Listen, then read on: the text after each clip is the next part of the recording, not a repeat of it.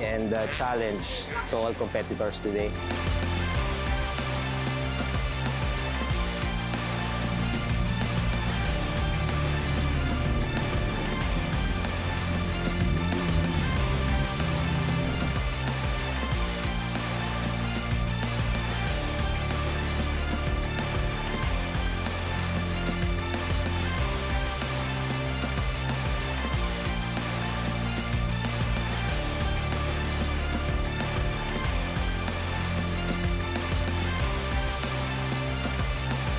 Well, apart from the obvious, that we provide the windshields for our cars, yung mga racing cars natin, apart from yung sa ating Philippine Rally, also the other local motorsports natin dito like drifting and drag racing.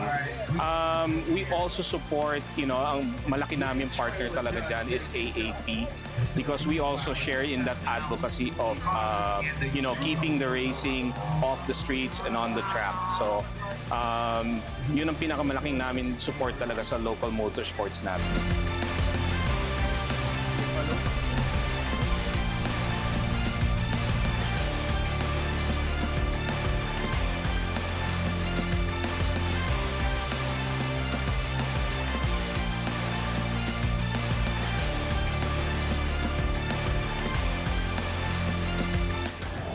If you want to get into motorsports, it's easy now. There are a lot of grassroots programs, there are a lot of racing schools available, there are a lot of racing events available, and we're not as intimidating as you think.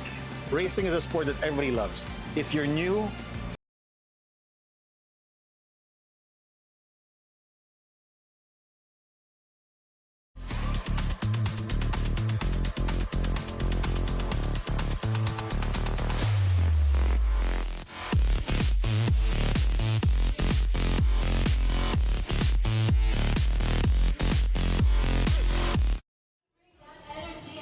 Here we go, people. We are broadcasting live from Korsa Pitstop Cafe, Ayala, Manila, for the Endurance Leg Series. Again, this is the National Esports Championship 2026 presented to you by AAP and dominated E-Motorsports. My name is Red Queen Andy, together with Doverty Hannah and of course Boss Chow at the caster desk. We are ready, of course, for the matches today. How are you feeling, guys? Well, for me, I'm really excited to see how the teams and other players will be driving onto our sim racing track, because knowing there will be challenges, there will be other things that they'll need to watch out for.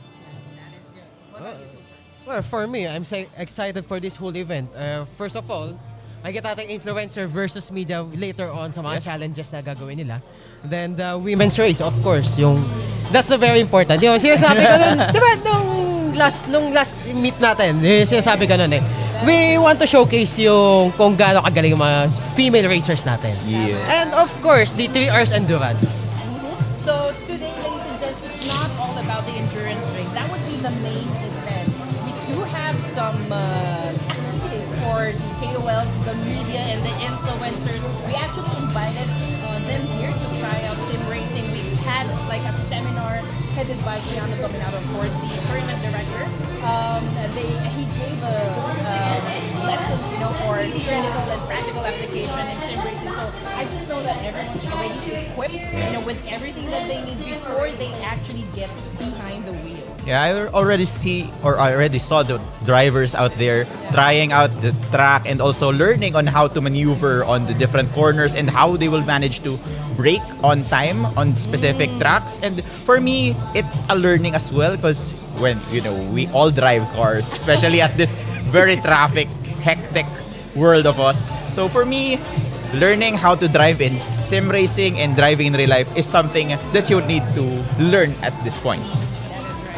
And we'll see later on kung ano yung kung ma-apply ba nila yung tinuro ni race director natin na Keanu Dominado. You know what? One of the many surprises that we have for you guys today is that we actually installed cameras sa lahat ng influencers natin. So you guys would be able to see they are behind the wheel, they are racing, they are going for the best time for today's races. So that's one of the things that you guys should watch out for. And you know what? if you're free, you can actually drop by Korsa Pitstop Cafe at Ayala Malls, Manila Bay, because we are giving a lot of prizes. Meron tayo from Game 1 PH. Shout out to Game 1 PH, of course, for giving us, something to reward our drivers for today. But what is the most, race or match are you looking forward to? I'm looking forward to the women's race today because we all know the main event is the endurance race. But for me, giving something to the women empowerment and also giving them the opportunity to shine as well here in the track. Before I go to a commentary, let's just plug the race calendar natin. So we are now in the endurance the part of round 1, which is May 30. Then the next round will be on August 1 for the circuit, and the rally will be the week after that.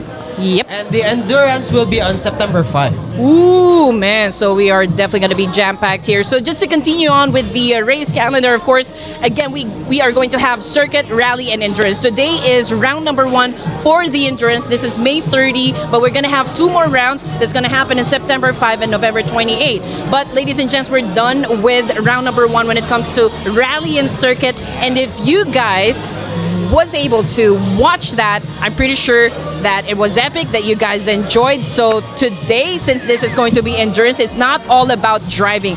We are going through challenges today. Yes, indeed. We saw it last year. We have the challenges when they are going to change their drivers. I still remember someone eating like a pasta and doing some burpees last year. Yeah. I don't know, maybe you're part of that? I was. I actually competed with my girls from Track Stars. We've got Debbie then, we got Coach Abby, we've got May Gumila as our coach back then. And, we are excited to recruit more female drivers. Big shout out to Kat Lacanilao because she was also part of our team. And we did. This is a surprise, because we got to the podium. We got P3. So we got awarded for that one. Yes. And now we are moving on for the endurance edition for today, as we have already finished the seminar earlier by Sir Keanu Dominado, in which the beginners and intermediate modules were discussed, and also the theoretical and practical exercises were conducted with the guidance of the sim racing marshals. Also, we have the overview of getting started and familiarization of risks and challenges on sim racing. So, yung endurance race later on, yung finale natin eh. So, makikita natin ngayon kung paano mga strategies ng mga teams natin. So, ang dami na mag-layout na pwede. Yes, sir. Ayoko muna sabihin what the challenges are gonna be for today. But maybe, siguro pwede na natin sneak peek lang naman. Yeah. I think for the first event, we're gonna have the influencers versus media. And this is gonna be interesting. Why? Out of all of the challenges today, I can say this is my personal favorite. I was able to try this one out the other night, and I think I got 2:26 as my best time, so not bad. But this is going to be getting something from point A to point B. The drivers are going to get behind the wheel of a 6-wheeler truck. So the context is actually delivering a brand new race car to someone's house. I don't know. But yeah, the challenge... basa house ko. Nag-order ba ako ng race car? Di ko alam. We never know. We never know, right? But the challenge is, okay, and listen to this. There's the catch. The car is on the truck, right? Yeah. But it's not secured at all. There is nothing connecting the race car to the truck. Not even a single strap. No, not even a single strap. So they have to drive that from point A to point B without the car falling off. That's quite hard.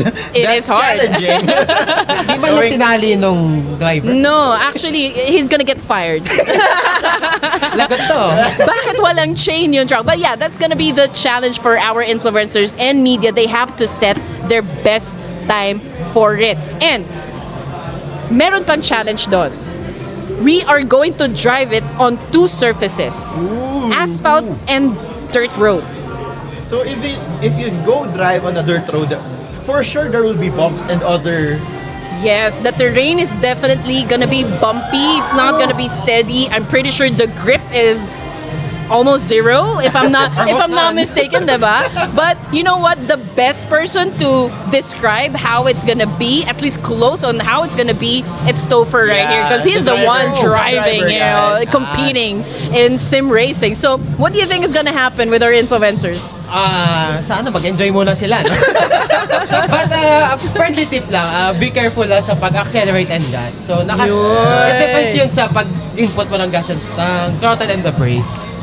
So kailangan marunong magtimpla. So it's a mixture talaga of proper braking points and acceleration. Tama ka dyan. Because you know why? When it comes to racing, it's not always about being fast, but it is about, you know, a discipline demanding precision. Do you agree? Yeah, precision is always a factor when you drive, because if you over accelerate, you might crash. If you over brake, you might lose a place, right? So, definitely a factor for our racers today. Ano tingin mo yung magiging common mistake ng mga drivers natin for today, Topher? Tingin ko yung una, yung mag-overbrake yung mga yan eh. Tsaka overstepping ng gas, sunod yan. Tapos, next sunod yan, panigawado, oversteer. No. Just imagine kung may pasan ka na sa kotse mo, may hinitch ka, and you step on the gas na pabigla-bigla. Di ba may tatapon sa likod mo? Yeah. And the same with the brakes. Tutulak ka naman nun. So, ganun din yung challenge natin later on. Yun. Kaya ako, if I'm gonna be honest, I'm excited to see how the influencers are gonna be performing. Sino bang mananalo? Do you think it's gonna be the influencer or the media people? Well, I have to side to the media, I think. They have some experiences driving on a real life. You know, media people going to other places, driving, traffic. Yeah, we invited media people, of course, to again try out the sim racing, and we're excited for them as well. We have people from the motorsports industry joining us for this endurance leg. So I don't know, if you guys are here, you can definitely feel the energy, you know, the vibe. You know, it's everyone's enjoying, everyone's really trying to focus on what kind of strategy they're gonna show us for today, because it's not gonna be easy. Yeah. It's not gonna be easy, especially if you're an experienced driver. If you don't really play that much racing games or simulation racing, I think it's really gonna be a challenge here. Again, you know, I tried to drive that six-wheeler truck and the car being at the back, and especially when I approach the corners and when I get to the dirt road, you should know how to manage the acceleration and of course the braking zone. And you know, whoever wins will get one of the major prizes. By the way, Ooh, that's kind of spicy though, knowing that we have the media team and the KOLs. I think the challenge is on for our players or drivers back here. Just remember guys, kung sino man manalo, pakidala yung sports car sa bahay namin. Sino pa kasi nag-order na yan? Hindi ko na uulitan kumuha ng service tow truck tas hindi ikakabit yung race car, Hindi no? malatinali. Malalaglag. Hindi pwede yon. But anyway, guys, if you wanna be part of the league, don't forget to follow, of course, AAP Motorsports and all of their social media platforms. Again, if you are a member, you can actually play iRacing for free. And speaking of membership, did you guys know that we are going to award winners with a 1-year free membership from AAP? Wow. Tayo na ako dito, mag-ano drive na ako. That's for sure. Again, that is for 1 year. Imagine, how much is iRacing nowadays? 3,000, 4,000? 3,000 a year. A yearly subscription yun. 3,000 a year. So if you are a member of AAP, then you don't have to worry about that anymore. For a year, di ba? Right? I mean, you can practice, you can be part of the league, but of course, there will be mechanics and instructions. So best to follow them on their social media platform. But if you don't want to miss out on anything that is happening within the National Esports Championship, don't forget to follow Dominado E-Motorsports as well. Shout out to them because they're also part of this event that made this whole thing possible. Yes, indeed. And also, we would like to also show later on the drivers and their perspective as well, because all of the sim racing out here in Korsa has an installed camera which will showcase the reactions, the sweat of the drivers as well. So make sure to visit Korsa Cafe just here in Ayala Malls, Manila Bay. Yan. Punta lang kayo dito guys. It's free to watch. Yes. Sana wala po magbang ng wheels natin. Ha? Napakamahal po ng mga yan. I do have experience 2024. Out of frustration, pinalo ko yung wheel. Actually, the drivers are already getting ready. Getting behind the wheel. I think, the marshals and the stewards are already setting it up, preparing the simulation. So later on, you guys will not just see the cars but also the drivers. Isa yan sa mga bagay na natuwa talaga ako eh. We are just at, the first round of our endurance, and this is the first time that we're doing this. Na meron tayong camera na naka-install, may kita lahat ng reaction nila, may kita lahat ng movement nila whatsoever. And it's for our pleasure. It's for our entertainment. Yes. The added entertainment factor kasi whenever you see the reactions and also Yeah. the movements, player, right? Yes, the movements of the players. Automatic may nagkamali. Yeah, the oversteer and the other movements they do while on Yeah. track talagang showcase into the live stream. Makikita natin later kung how immersive yung sim racing ngayon eh. Yeah. Tsaka Yeah. kung gaano ka-frustrated yung mga drivers natin. Pagka may namali dyan. Di namin alam guys kung paano namin paparamdam sa inyo kung gaano kagulo dito ngayon, because again, everyone is just really enjoying and excited to race. Kasi it's not an ordinary thing. It's not like arcade, Arcade is so like, but this is sim racing. Yeah. We are going to do Assetto Corsa. We're gonna do the dirt rally, but not for today. But mostly, the race later on is gonna be Assetto Corsa. So if you play this video game or if you play this racing simulation, I think you know what's gonna happen if you are one of those that are just beginning pa lang. Right? Yeah. I saw earlier yung nagpa-practice yung mga players or drivers dun for the theoretical and practical. Makikita mo agad, basag yung salamin dun sa mismong car. Nagkabay siya kanina The dito. challenge dun, pag nabaragan ka ng salamin, talagang hindi mo na makikita yung mismong track, diba? So, Yes. imagine the pleasure and also the challenge at all with those types of it, parang engaging, and at the same time, parang nandun ka mismo sa loob ng sasakyan. That's the feeling. Right. So, by the way, guys, if you can already see on screen, we have our influencers, we have our media people getting ready to try out the challenge. And just like what we mentioned, it's going to be a 6-wheeler truck and then a race car on top of that one. It's unsecured, it's not chained at all to the truck, and they have to get from point A to point B just to deliver this race car. Big shout out to Zion, Architect Zion, shout out to Ange Mejia as well. We got Legend Dennis also tried sim racing kanina. So thank you guys so much for dropping by. Yes, indeed. And thank you din for Korsa Cafe for this mainit and talaga namang high energy na crowd kanina, di ba guys? So make sure to visit out here in Korsa Cafe. Sobrang daming nanonood guys. And also, yung mga drivers natin talagang game face on. That is true. How about you, Toph? First of all, we like to thank the influencers and media natin for Yes. coming today. No? Yes. And yung mga malapit sa Ayala Malls, Manila Bay, please do drop by sa Korsa Pitstop Cafe. Para ma-feel natin gano'n ka-intense yung magiging races for today. Somebody shouting sa background namin. Sana kasali tayo. Sana. Oh, yeah. We want to show you guys what actually is happening at the moment, but we're trying to set up everything pa. But then again, we would like to give a big shout out to our sponsors. We've got AAP, Dominado E-Motorsports. We've got Stragawa, Tito Racing, which is kita nyo very naman. premium. Ang aming seat. We're very comfortable. We're gonna sit here for another 6 hours up until we finish up this tournament. We also have Do More Racing.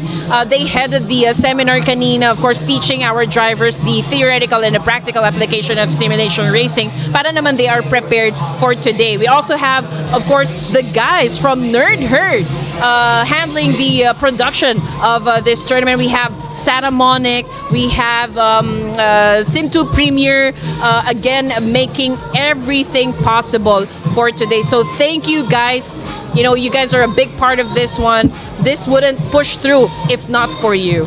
Yes, indeed. No? Tsaka yung napakalaki nating monitor, di ba? Parang bezel monitor. Thank you so much. No? Yeah. So at this point, guys, we're still waiting for the influencers result. I'm not sure. Kasi nakita na natin kanina, di ba?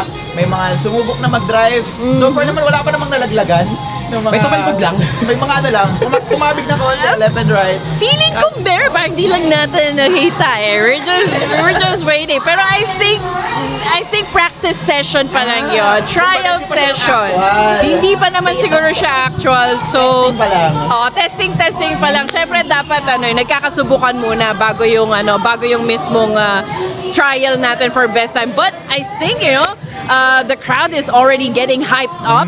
The drivers are ready to step on the gas here. We're just waiting for the go signal kung pwede na nating paandarin yung time trial natin for today.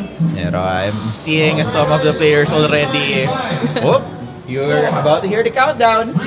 Here we go. 2, 1. There you have it. And here we go, ladies and gents. As you can see, nandito si Uncle June natin. Again, we got Zion, we got Ronette from Taro Agency. We've got media people as well. Uncle Ju, Ange Mejia is in the house. We got Frederick as well, part of Sports Predict, giving out his best to get that best time to win. Again, we have many prizes to give away for today. So again, if you are free, if you are available, please join us at Korsa Pitstop Cafe, Ayala Malls, Manila Bay.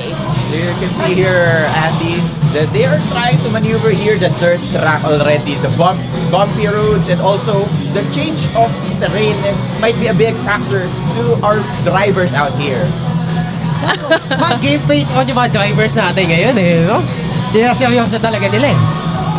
Pero you know what? Oh, my goodness! Oh, man!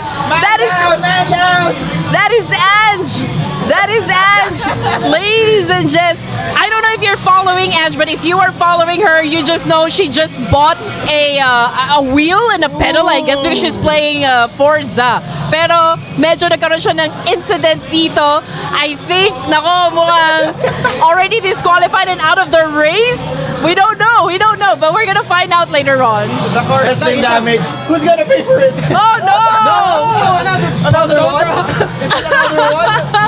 Yeah, I think so too, but okay. I think she's still okay. The car is still on top of the truck there, so I think she can move forward. This is Frederick. Right now, I think he's doing great. You know, I've tried this one. It's about to fall down. Ang hirap niya kasi yung grip talaga medyo wala. Guys, tandaan lang po, may gas and brakes po tayo nang ginagamit para dyan. Overheating. Overheat yung There's a possibility that this will fall down. It's just a little bit of movement. But here, just stay on. Oh, no! Another sports car down! Oh no, CJ out of the race. So we still have maybe 5-7 more drivers still alive and moving forward. You got Ronette over here on screen. She's doing great. Medyo tagilid lang yung kotse, pero as long as yung kotse nasa truck at hindi nahuhulog, you can still push forward. You're good to go. Basta hindi ka bumalentong out of nowhere. Pwede pa. Kumbaga kahit sabihin na natin napakabagal ng takbo mo, as long as you're stable, pwede yan. Wala naman tayong hinahabol totally na oras, right?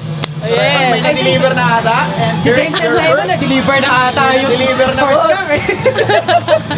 Fresh na fresh, walang tama. Wait lang check ko lang. May damage ba yung kotse ko? Another car delivered! I think that's Frederick also finishing up the challenger, guys. And again, we're looking for the best time. When I tried this one, I finished it at 2:26. So I'm interested kung ano yung best time na naset ng mga finishers natin. Kumbaga it was a challenge for you. So at least para sa kanila, dapat ma-challenge din sila on how they will manage to deliver this car safely in complete and sound mode. So nakakakaba talaga no? Pag ganyan na talaga na yung sasakyan, parang delikado 50-50 na eh. Yeah, Topher, paano kaya yung shift, yung weight distribution nito?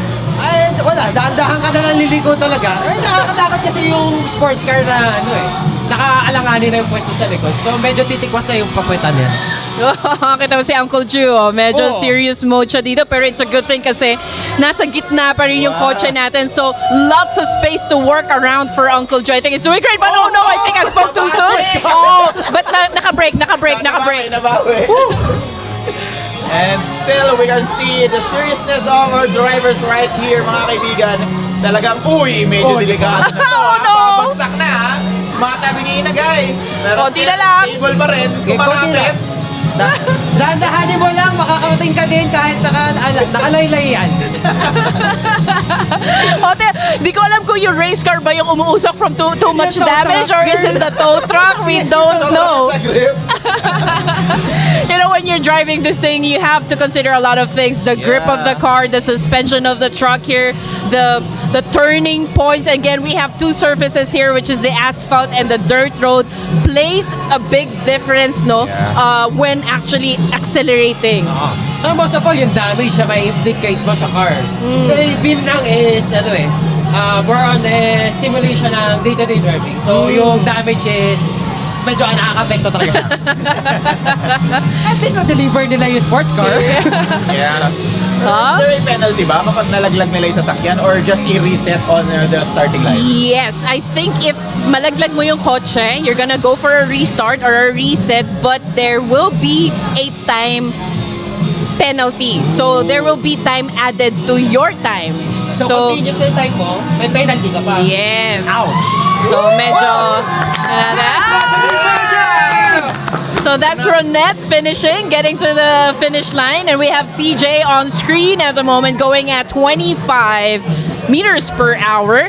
Medyo close na siya to the finish line. Konting push na lang. Konting kebot na lang yan. And also, hindi naman siya masyadong nagtutulin dito. No? Alam niya yung consequences if ever mahulugan na naman siya ng sasakyan. So, another one, transferring into the dirt track at this point, and talagang stable na siya, no? Talagang kapang-kapa na niya yung dirt track at this point. Strategy na siguro dito, you take it slowly but surely, no? Diba? Wag ka naman dali, naka-deliver na ng una eh. Ito, Andy, nung tinry mo to, paano strategy ginawa mo? Well, at first, medyo slow lang din talaga ako. Kasi I figure, if you really oversteer, I'm gonna spin out or I'm gonna hit one of those trees, di ba? Hindi ko naman kasi alam bakit naman yung bahay niya nasa loob ng, ng forest, mayaman. Malaki ang lupain. Pero we're waiting for our last one to finish, to get to the house. So far, she's doing great. This is Jem, by the way, of Inquirer. Ayan, she's here to test out the sim racing and, tell us all about it. Yeah. Tell us her experience. Feeling ko, ipapublish niya yung report niya dito. Oh, yeah. Ayan, malay mo, ipapadyaryo pa niya yan, di ba? We never know. Pero mukhang naman, stable naman siya dito at this point. Ano ba, nalaglag ba siya? I'm not sure, ha? Ipapublish siya siguro dito yung mga full experience niya mula na start siya mag-drive na. I thought she wasn't gonna drive kasi she has an injury sa left hand niya, but I guess, this is too good to let it pass, no? I mean, this is an easy challenge. This is not really like a racing type of challenge. You just have to get this race car to the owner, but then again, to get to the owner, yun ang mahirap. Yun yung mahirap talaga. Hindi ito yung typical na circuit racing natin. Yes. But then, kailangan din natin makita talaga yung skills ng driver natin for this specific challenge. Again, you're gonna deal with two surfaces, which is asphalt and dirt road. And when it comes to the dirt road, medyo less kasi yung grip dito. It will be hard to turn. So again, if you oversteer, if you're going too fast on the corner here, you're definitely gonna spin out. Yeah, there's a chance of skidding din kasi talaga, di ba, dito when it comes to the dirt track. And knowing na there are also sharp corners and turns na pwedeng daanan ng mga drivers natin out here. So talagang high precision and kailangan nilang i-balance out yung acceleration and also the braking para madala talaga itong sasakyan to ng buo doon sa bahay ng pag-delivera nila. Ba't ba kasi layo ng owner nasa gitna ng woods? Well, it seems na yung seminar ni race director natin kanina is na-apply naman nila. Yeah. Feeling ko guys, yung owner, anti-social. Anti-social. Social media. Yes, so you know. Ay, malapit na siya sa house. Ayan He's na. about to go there. One last turn, I guess. Okay, konti na lang. Alright. Konti na lang. Konti pihet, please, konti pa. She's about to finish. Okay. She's about Alright, to the one. finish. Get through. Yeah. Across the line. Congrats! Later on, guys, meron kaming cameras dyan to show you, of course, yung audience natin dito, yung viewers natin, of course, those people who are supporting the drivers for today. The place is a little bit jam-packed, but Yeah. you know that we are enjoying. Again, the energy is on the next level here. I hope that you guys can join us. Yeah. Tayo na kayo dito, guys. Here and of course sa cafe just on the 3rd floor of Ayala Malls, Manila Bay. Kung malapit na kayo, guys, libre lang. Wala kayong babayaran kahit ano. Pumunta lang kayo. That is true. For sure, kita nyo naman guys, tatlo kami dito na enjoy namin yung vibe.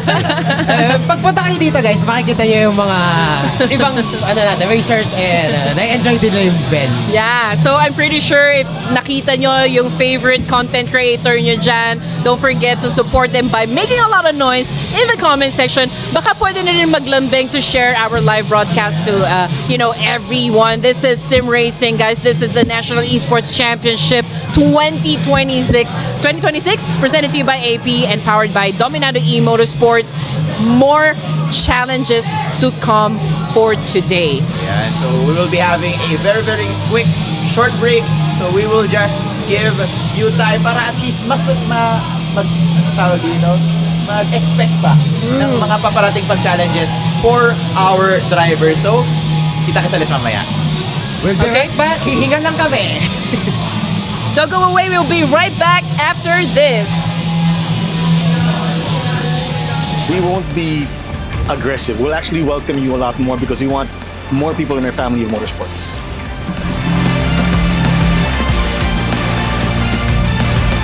Good driver who always competes with himself first.